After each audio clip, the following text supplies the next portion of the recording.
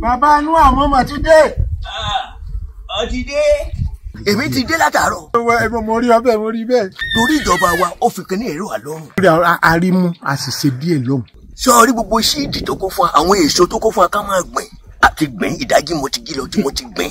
Ẹ ti ń gbé lá, ó fún un. Ẹ ti ń gbàgbàdo, ó fún un. Ẹ ti ń gbìṣù, wọ́n kó fún un. Ó tún fún wa láwọn kẹ́míkà tó jẹ́ pé tí kò ní jẹ́ kòkòrò máa jẹ nǹkan wa. Ìyún náà dáa. Ó tún kó ajílẹ̀ fún wa. Fàṣàlà ìṣà. Ó ní ká máa fi ṣókò kí nǹkan kó wa kó máa gbòòrò. Ntí Ràmọ́nì dánwò kì í ṣe kékeré o. Lágbára Ọlọ́run ikú òjijì ò ní paramọ́ ni. Àmín àṣẹ. Tọ́ mú tàwa àgbẹ̀ tọ́ mú rò. Ràmọ́nì ṣe gudugudu méje yàyà mẹ́fà. Ó gbìyànjú o. Kò í ṣe kékeré o. Ó tún wá ṣe pàbàmbarì.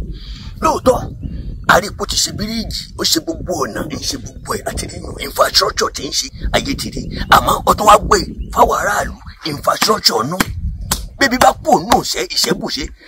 Ọ̀jẹ̀ ń bọ̀ gbọ́. Gbogbo àwọn tí ń bẹ ní àríwá, àwọn Kwara North nǹkankan.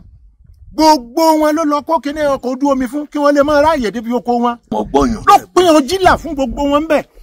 Ó pín fún wọn. Kí n sọ kíní kan fún ajílẹ̀ tèmi mo ṣe bù sí oko tèmi báyìí níbẹ̀. Mo búra níwájú Ọlọ́run àti èèyàn. Ntí ìrírí ajílẹ̀ rí. Ntí ìrírí ó tutù wá ni. Bẹ́ẹ̀ni. Ràmọ́nù ebi ò ní pa ọ́. Gbogbo ọdún tó bá lò láyé ọ̀ní ráre ọ̀ní rágó. Ojú ò ní tì ọ́. Ojú ò ní tì ọ́ Ràmọ́nù. Máa bá ṣe rẹ̀ ń ṣó. Ìjọba ìpínlẹ̀ Kwara iṣẹ́ lọ.